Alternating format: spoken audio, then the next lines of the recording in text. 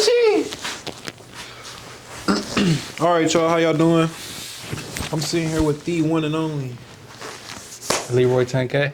Leroy 10K, man. So I really wanted to have a conversation with some of the grassroots of 10K, being myself and Leroy here, and kind of just give an outside perspective, or an inside perspective rather, on what we got going on and what we've been building and kind of what the mindset is. So, Keith, if you wouldn't mind closing those doors for us, please, I really appreciate that. So yeah, Dave, what is 10K the movement? Like what? Like to me Just or in general? answer the question, what is 10K the movement? And it could be towards you or how other people see it, whatever just comes to mind. Right. So obviously, like for those who don't know the actual meaning, it's a movement inspired by the 10,000 hour theory. It takes 10,000 hours of deliberate practice to become master in your craft.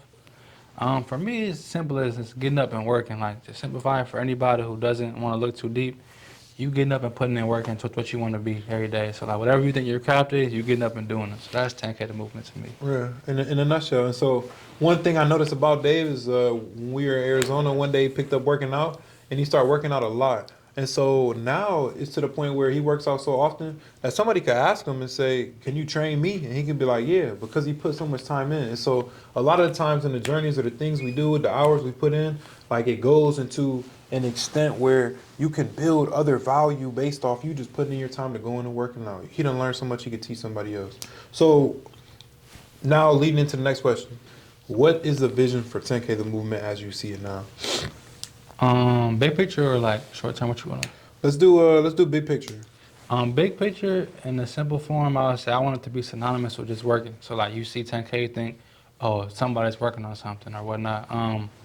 Just want the message to be across clear as day that we want to inspire you to chase what it is you want to be at the end of the day. So when I see big picture, I see that as whether us be in schools, on the internet, you can see us through social media, whether it be Instagram, YouTube, whatever platform you need to see us as. Just being a global and worldwide thing in terms of just inspiring those, and not only inspiring those, but bringing value to those who don't know exactly what they want to be yet, but they're looking to see something. They can turn a 10K to movement to see multiple people in different facets of life putting in the 10,000 hours, or just showing what the 10,000 hours has gotten them and seeking inspiration through that. So what have you come to the conclusion, or like what have you been putting a lot of your time into as a as your craft or in your 10,000? I think I would say just embodying the movement itself, and that's diving into the message and finding ways to get the message out to those who don't know, finding different ways to get the message out. We obviously have a fashionable clothing brand. Shout out to Scooter for that. He really got the ball rolling with that. And I want to take into account the message and making sure everybody not only understands the message, but gets the message, so that if you don't want to buy this or buy anything we have, you can at least embody what we want you to live by, which is the 10,000 hours. So I really want to dive into that in terms of the movement. Yeah. So you coach as well. So how important, or like, based on where the kids are that you are coaching now, like what mindset or frame are we able to mold those young minds with this message? Is this something that they're easy to grasp on, or is it something that is just fashionable and trend-like? I think, to be honest, now it's really fashionable when it comes to 10K, and especially the young ones. Oh, I got this in 10K, or we just got travel switch for the kids in the 10K. But I want them to be able to embody the message, and I think that with coaching the kids, I think kind of fulfills my purpose as getting the message out. Not only that, but like letting them know, like, you know what I'm saying, you have to put work into whatever it is you want to get done. It's not just going to happen overnight. And I think that we're all blessed with knowledge, and I think the highest form you could do, or highest thing you could do with knowledge, is give it along to others. So I kind of give them the message in a sense when I talk to them. Maybe not exactly 10K, but I let them know, like, hey, you got to keep working at this day by day, and if you want to reach this goal. So, like, our team may have a goal of a championship. You have to make sure you're making these habits and these steps towards this championship effort. You can't just wake up and a championship appears, you know what I'm saying, for these kids. And it's bigger than basketball itself, but that's something I tell them a lot. Heard. So we're in the process of creating a podcast, and A lot of what you were saying is message oriented. So two-part question. But first question, what do you see like the podcast developing into?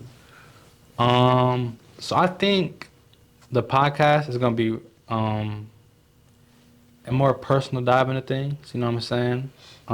Obviously, the message is gonna be in there, but I think that it'll also help us share ourselves on a personal level and the entertainment aspect. So like I could see us obviously giving out game or whatever it is, knowledge that should be given out on each episode, but we're also not just robotic. We're gonna be having laughs and giggles about Right. things we went through, times we had, Right. just so we can provide a good balance. So when it comes to the podcast, it's gonna be a good message and entertainment balance. I think that people will kind of grow closer to us as individuals. All right. Pause real quick. There's something on my mind. I got okay. What was it?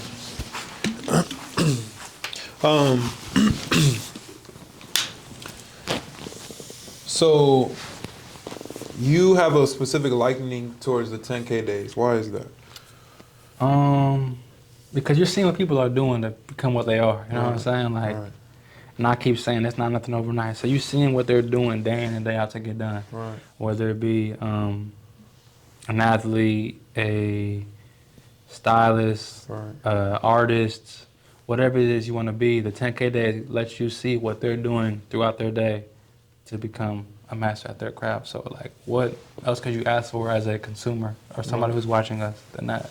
All right. So what would you say, like, what's your role within creating and developing the movement? My role as an individual, that's a good question, actually. Let me think about that one. Right. That's a good question. Yeah, and I think, when I answer that question for myself, I just largely place myself in the marketing aspect of things and like a networking and like a shaking the hands and like developing it based on foundations of relationships. So, Okay. I'm not necessarily gonna say I do marketing like advertisement and stuff like that, but when it comes to like being able to shape a message, mold it, and give it to somebody in a package that's uniformed enough for somebody to say I'm willing to receive this and buy into the message, that's kind of like where I feel my role is within this. So, so yeah, what do you think? So I think within the business itself, I think I do a lot of things operational. So things that may not be seen. Okay. And, whether it's making sure we're on top of inventory or on top of collections for content or whatever it is. Doing a lot of stuff that's not seen on camera because if you're not, like in life, if you're not right on the inside, it's going to show on the outside. So make sure everything on the interior is right that's not seen on the outside. And also, like you're saying, I think all of us as individuals need to be able to market the brand because there may be times when you can't make it. Times I have to be able to explain what 10K is in my own way, obviously, but be able to embody it and tell them, like, yeah, this is this. So I like to just simplify it as I work on the inside, see the outside, and then we'll have to be able to market the brand or as well. Yeah. Limit ourselves. I think you're really good at managing too, whether that's like micromanaging, but also keeping the unity there.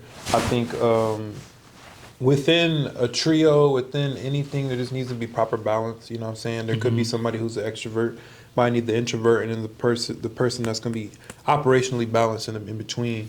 And so that's what I think we got going on here. And so to answer my own question with the podcasting, because when we talk about that and then ask ourselves about the roles, we have this kind of like three-headed snake of somebody who's willing to go out and just speak and say whatever's need to be done. We got somebody who's willing to create and put his nose down and create for the fashion side of things. And then we got somebody who can bring the two together and operationally move things forward. So with the podcast, I think us getting a chance to do something like this, sit down, have a conversation, ask each other questions that aren't necessarily like that we wouldn't just ask in everyday conversation and answering those and then being able to give it back. Because there are things that we all do that we may not talk about on a daily basis to each other, but that do inspire, just like the coaching, just like the Elite Speak, where we can see like, okay, he's doing something that I wish I could be doing or that I admire about, and likewise. So I'm excited to do the podcast. I'm excited to do more stuff like this. Do you have any questions or anything that you want to go over before we move through? Anything to get on camera? I just wanted to say I'm not too introverted. I'm a little balanced. You just gotta talk to me first, but I don't. Yeah, that's just something I want to laugh about and say, you know, Right. you talk to me, I talk to you. I don't know if I'm going to go all the way out to talk to everybody, but I hope conversation. Type shit. I heard something that said most people are nervous to introduce themselves. So the person who does introduce himself usually gets a lot of credit from the other person because they're like, I didn't want to introduce myself, but since you did, I'm willing to develop this relationship. So I'm going to start introducing myself now. Yeah, that's what I'm saying. Shake the hand because a lot of people get nervous. I know if you feel the same way, they probably feel the same way too. But if you're the one that says hello, then you guys can have a whole conversation. So yeah, appreciate you having this conversation with me. Take care of the movement. See you guys later. Let's get to it. Scoop boot. How long was that? Keep some time with me. It's only 10 minutes.